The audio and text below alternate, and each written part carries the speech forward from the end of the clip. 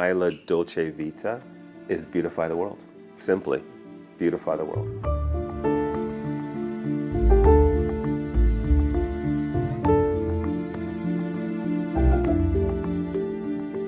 Growing up, I had more of a liking, a draw to architecture. I love to draw. I love to draw mazes and sketch, not necessarily people, but just shapes and buildings, things like that. So I thought I'd take a drafting program at Albert Campbell Collegiate in Scarborough. I'd finished my grade 12, or the last semester of grade 12, and I had taken a drafting co-op placement. And that placement was at Gluckstein Design. That's when I was exposed to interior design, and I wanted to be an architect.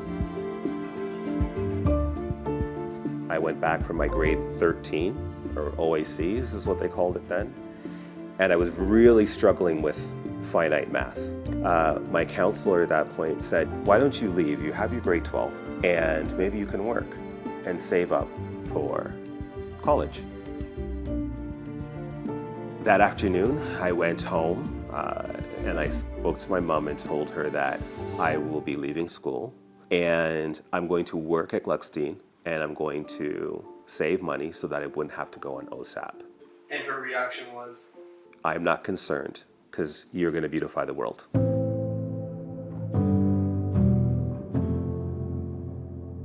I worked over the summer, over the rest of the year, through the summer. I saved up enough money. I went to Humber College.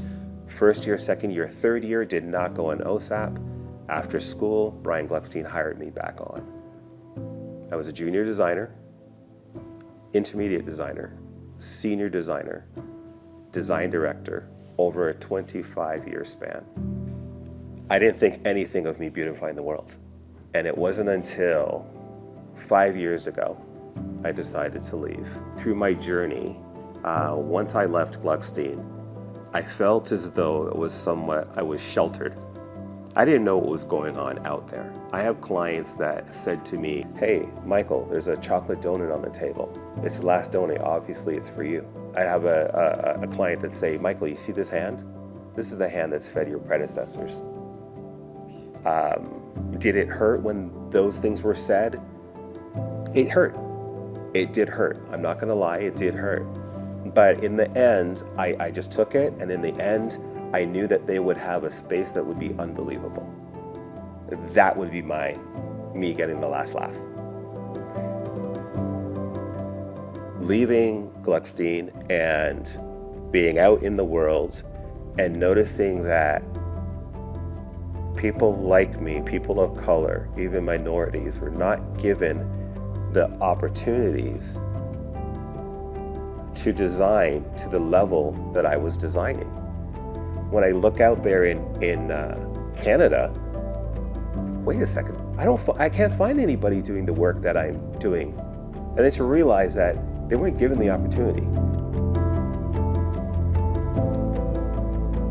You know, when the sign went up on the office after 25 years, it says Michael London Designs, tears in my eyes.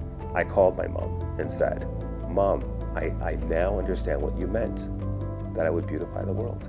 It's happening.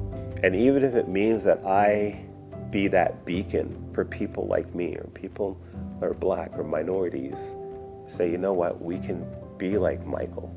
And if it means by beautifying the world, that I'm going to help others, teach others, show others to just think outside the box, challenge themselves, then that's what I'm going to do. My definition of success is to leave a mark on the city or Toronto and the world. I want that. I want when people see the interiors, they know that, hey, this is a Michael London interior. This is a Michael London suite. This has a Michael London touch to it.